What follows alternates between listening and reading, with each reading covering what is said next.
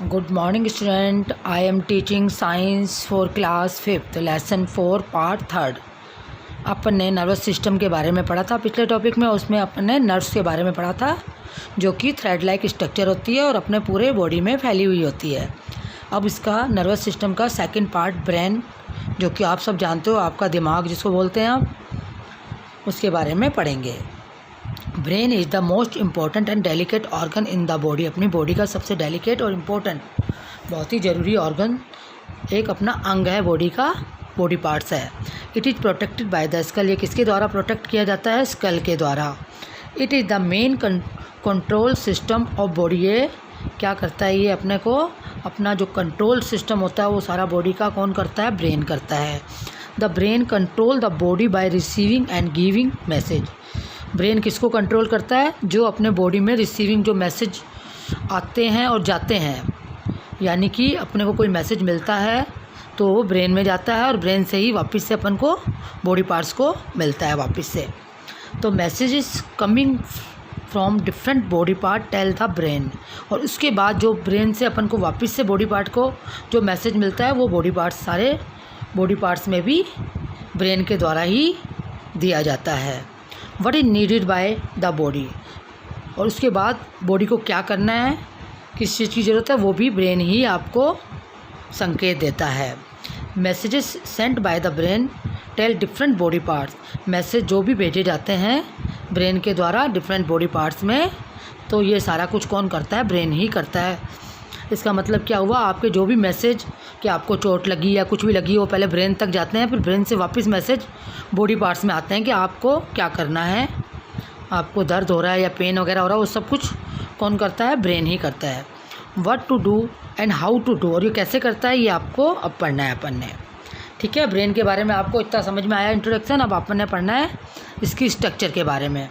The brain not only thinks, gives reason, remembers. आपको पता, brain हमारे सिर्फ सोचने का ही काम नहीं करता, अपन को याद रखने में भी सहायक होता है, और दूसरे रीजन जो होते हैं उनके लिए भी ये ज़रूरी होता है brain. But also control the movement of body. आपको शायद ये नहीं पता कि अपना सारा जो बॉडी का मूवमेंट है वो भी ब्रेन ही करता है। It observe all sorts of action done और नीडेड बाय द बॉडी। जितने भी अपने जितने भी एक्शंस होते हैं बॉडी के, वो सारे के सारे किसके द्वारा होते हैं? ब्रेन के द्वारा ही होते हैं, जो भी अपने बॉडी को ज़रूरत होती है किसी भी एक्शन की।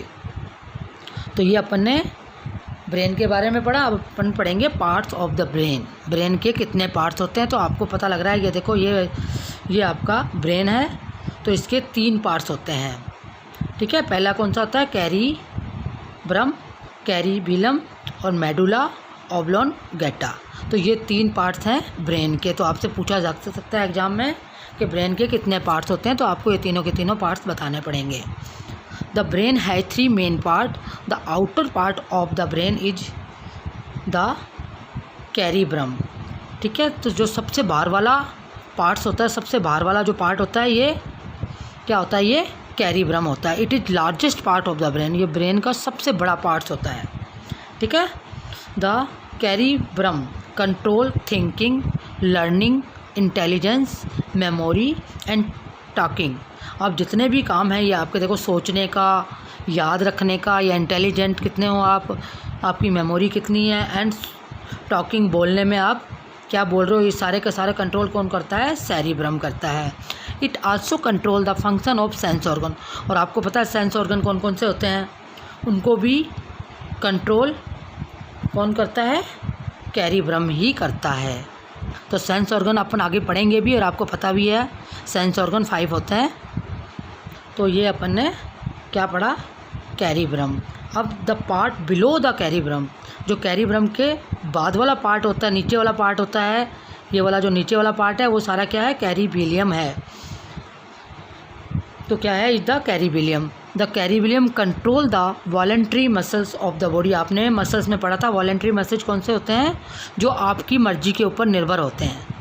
वो जितने भी कंट्रोल करने का काम कौन करेगा? कैरीबिलियम करेगा। जैसे कि प्लेइंग, आपको खेलना है, रनिंग करनी है, मूविंग करनी है, या मूविंग हैंड को मूव कर रहे हो, राइडिंग ए बाइक, बाइक पर सवारी कर रहे हो, and other movement are control by cerebellum. ठीक है, तो ये दूसरा जो पार्ट है वो करता है, ये जो आपकी मर्जी के ऊपर होते हैं जो चीज़ें, तो वो कौन करता है, वो कैरीबेलियम उसको कंट्रोल करता है।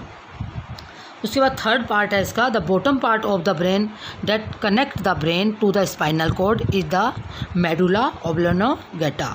जो नीचे वाला पार्ट होता है, सबसे नीचे वाला पार्ट, ये देखो ये वाला बिल्कुल नीचे वाला पार्ट, जो लास्ट वाला पार्ट होता है, जो कि क्या होता है, स्पाइनल कॉर्ड से, जो रीढ़ की हड्डी है उससे जुड़ा हुआ होता है। तो जो स्पाइनल कॉर्ड से ब्रेन जुड़ा हुआ होता है, किसके द्वारा जुड़ा होता है, मेडुला ऑब्लांगेटा के द्वारा था। तो it control all involuntary movement of the body. अब इनवॉलंटरी मूवमेंट कौन सा होता है, जो अपनी इच्छा पे निर्भर नहीं होता, अपने आप ही हो जाता है। तो it control the muscles to breathing, heart beat, digestion. ये जो ब्रीथिंग वगैरह है, सांस लेना, हार्ट बीट, डाइजेशन, वो अपने ऊपर निर्भर नहीं होती, तो वो सारी इनवॉलंटरी मूवमेंट होती हैं, जो कि कौन कंट्रोल करता है, थर्ड पार्ट करता है इसका, मेडुला ऑब्लांगेटा। ठीक है, तो ये अपनी ब्रेन की स्ट्रक्चर है। आपका होमवर्क भी यही है कि पार्ट्स ऑफ द ब्रेन कितने होते हैं, उनके बारे में आपको एक पिक भी बनानी है, ये आपका होमवर्क है। अभी अपन थोड़ा सा और पढ़ते हैं। इसके बाद थर्ड पार्ट इसका कौन सा होगा, जैसा कि आपको पता है, ये थर्ड पार्ट है स्पाइनल कॉर्ड, जो कि आपकी रीढ़ की हड्डी कहलाती है। तो spinal cord is formed by large group of nerves. अब आपने नर्व्स के बारे में पढ़ा था, जो पूरे अपने बॉडी में हैं, तो वो कौन करता है, वो स्पाइनल कॉर्ड के अंदर बहुत सारी नर्व्स होती हैं। It is thick cord like bundle of nerve cell. तो इसके अंदर जो आपकी रीढ़ की हड्डी है, उसके अंदर क्या है, एक ग्रुप, बहुत लार्ज ग्रुप ऑफ नर्व्स होती है, बहुत सारी नर्व्स होती हैं इसके अंदर। ठीक है, इट इज़ थिक होती हैं और cord like bundle of nerve cell होती हैं, जो कि कॉर्ड की जैसी होती हैं। Messages travel along the spinal cord to and from the brain. जो मैसेज ट्रेवल जाते हैं स्पाइनल कॉर्ड से ब्रेन को, और ब्रेन से वापस जो मैसेज आते हैं वो भी स्पाइनल कॉर्ड होते हुए ही आते हैं। The spinal cord is like a connecting cable. जो स्पाइनल कॉर्ड है सेम वैसा ही है जैसे कि आपके घर में टीवी में कनेक्टिंग होती है, केबल्स, तारें जो लगी होती हैं टीवी की। It connect the nerves to the brain. ये किससे कनेक्ट होती है, ब्रेन से कनेक्ट होती है, किसके द्वारा, नर्व्स के द्वारा। It is well protected in the flexible but tough bony spin.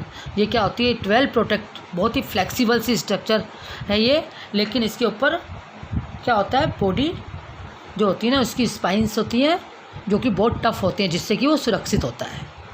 तो ये आपने पढ़ा, पूरा अपने नर्वस सिस्टम के 3 पार्ट्स पढ़े हैं आपने। नर्व्स पढ़ा पहले, फिर ब्रेन पढ़ा और फिर स्पाइनल कॉर्ड पढ़ा। तो ये आपका एक बार अपन टॉपिक यहीं पे ख़त्म कर रहे हैं। Thank you.